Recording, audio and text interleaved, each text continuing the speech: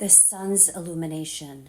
In the original I Ching, thousands of years ago, the ancients used the 64 hexagrams, the 64 frequencies, to track and harmonize with the forces of nature. The ancients used the I Ching to guide the people, an empire, a civilization. The I Ching is a living transmission of the divine, of consciousness. The I Ching is a map of the changing cosmic frequencies of life, of consciousness. How we respond to challenges dictates the pattern of our destiny. The intention of this video is to serve you in the highest blessed way. This is abstract energy of sensing, so receive this message with your heart and body. This week, starting April 27th through May 3rd, the Sun and Earth move into the 24th and 44th I Ching. This week's wisdom is rooted in the 24th I Ching, named the turning point, the return, the cosmic energy that offers a new perspective on an old belief, an opportunity to see the light through fresh eyes, from our essence, from our inner truth, offering us a transformation from addiction to silence through invention. Will you return to the core of your being, to your essence, to your spirit, to truth, to the silence, to the mind that is still? The whole universe surrenders. Lao Tzu. We are in the last week, the last frequency of the quarter of initiation, a time period that we return as a witness to life. And once the mind accepts that the body is life, then purpose can be fulfilled through the mind, meaning we can find answers that bring action and forward movement. This time period represents a phase of personal development with the focus of self-discovery and defining one's purpose. The sun moving into the 24th I Ching automatically activates the 44th I Ching, its programming partner, its earth, its opposite polarity in the mandala, the matrix of the Maya, the illusion. The energies are one. The earth is the manifestation, the grounding energy, what we see, and the sun is the illumination, the wisdom, what we be. The earth, the grounding energy, what we see is in the 44th I Ching, named coming to meet. Above heaven, below wind, wind under heaven.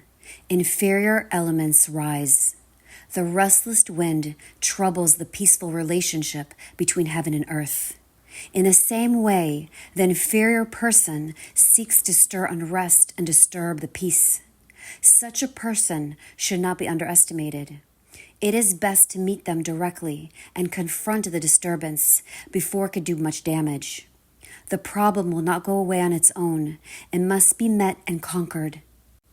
The 44th I Ching is tribal energy of ego, located in our splenic awareness center, intuitively guiding us to face of fear when ensuring the well-being and resources of the community. The 44th I Ching, the shadow of interference, is the victim of isolation and manifests as being distrustful or misjudging. The 44th I Ching is the deep-rooted fear of the past, not repeating past failures and/or experiences. The 44th I Ching, the energy of alertness. Being in the spleen, it's about instincts and survival by looking at the past patterns, capabilities, and potentials of others. It has instinctive knowledge of other people's skills and what did and did not work in the past. The 44th I Ching assesses the current material needs and determines the proper actions to take. It's all about making sure material needs will be met through collaboration. The sun, the illumination, the wisdom, what we be is in the 24th I Ching, named the turning point. Above earth, below thunder, thunder within the earth. The old makes way for the new. Thunder under the earth is the image of the awakening energy of spring. Winter is a time of rest, and when the time is complete, there comes a turning point. When one attunes to the cycles of nature, the turning point becomes apparent, becomes clear. So it is in the activities of humankind which have their own turning point when success becomes more likely. The 24th I Ching is individual energy of knowing, located in our Ajna center, bringing in pressure to understand and get answers to the mysteries of life. The 24th I Ching, the shadow of addiction, is the victim of our addictive tendencies and manifests as being frozen or anxious. The 24th I Ching is individual energy, which always has melancholy built into it. Here in the 24th I Ching, it's the deep sadness that there are no solutions to a problem or conflict, which means we struggle to find peace within, the inner silence, the inner calmness. The 24th I Ching, the energy of rationalization, is about thinking over and over, seeking to rationalize thoughts. It's constantly selecting useful and potentially inspiring ideas for others. However, it needs clarity when rationalizing, otherwise it gets stuck in mind loops. This solar transit brings in the Taurus new moon, happening exact April 27th.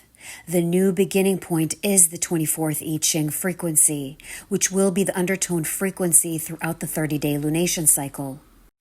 As the birth of each new day holds promises, re-examining past situations or beliefs is an opportunity to see the light through fresh eyes.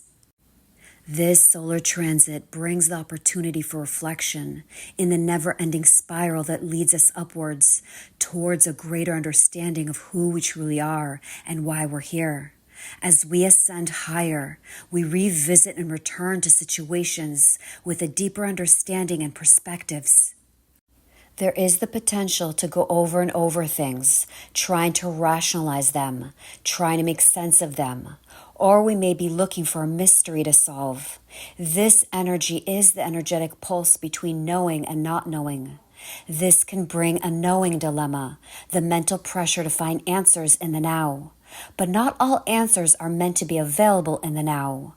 Most of the time, true clarity comes in as a flash of insight that is right on time when the clarity is needed. If you find yourself struggling for answers, try being with the discomfort and remind yourself that everything's okay right now, and find the trust that the clarity will come when it's needed. When we learn to cherish the magical, the silence, we remember that we don't need the answers. We allow for the mystery of life to be lived moment by moment. In the silence, everything slows down, and nature, the birds chirping, the sounds of the gentle wind expands. We disconnect from the mental noise and pressure. Answers, clarity, inspiration comes in through the silence when the mind is still. This may be a time to return to our essence, to the core of our being, to the silence, to truth. The collective global aura is here to respond. To heal and attune to universal flow and abundance, we surrender the need to initiate or react. If you're a manifestor aura, you're here to respond to your inner knowing. If you're a generator aura, you're here to respond to the outer world. If you're a projector aura, you're here to respond to recognition and invitation. If you're a reflector aura, you're here to respond to the cycles of the moon.